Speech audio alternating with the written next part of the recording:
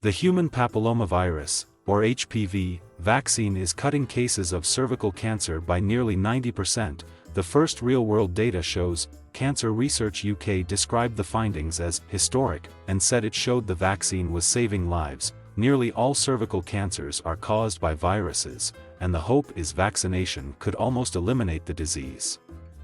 The researchers said the success meant those who were vaccinated may need far fewer cervical smear tests too. Cervical cancer is the fourth most common cancer in women around the world, killing more than 300,000 each year. Almost 9 in 10 deaths are in low and middle-income countries where there is little access to cervical cancer screening.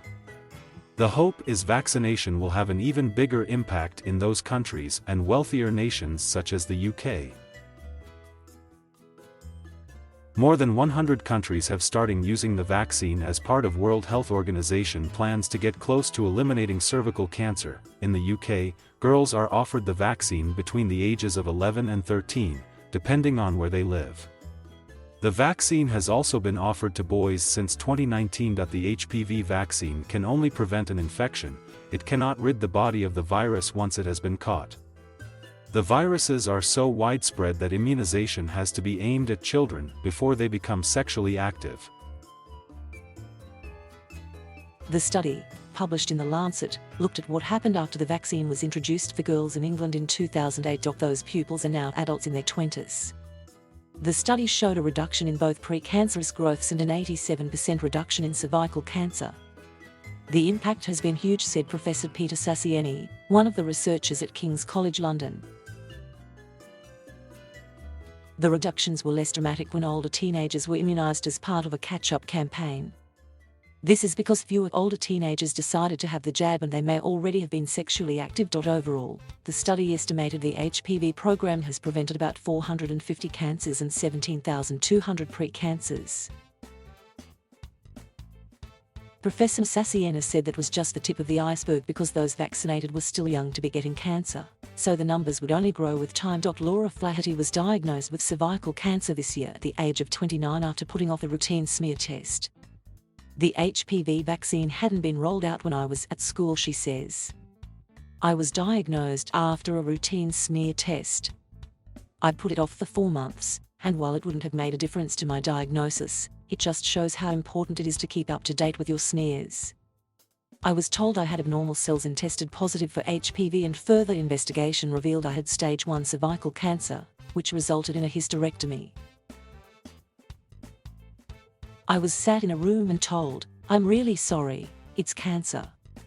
I had 2 small children and I said, "I need you to save me, they need looking after." I went for my smear test in February this year and was given the all clear in August. I just always feel so lucky to be here.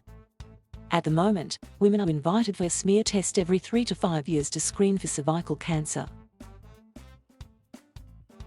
But Professor Sassiena said there definitely needed to be a rethink after these results. He told me, "It should be a wake-up call to policymakers. Women will read this and think, why should I go for screening?"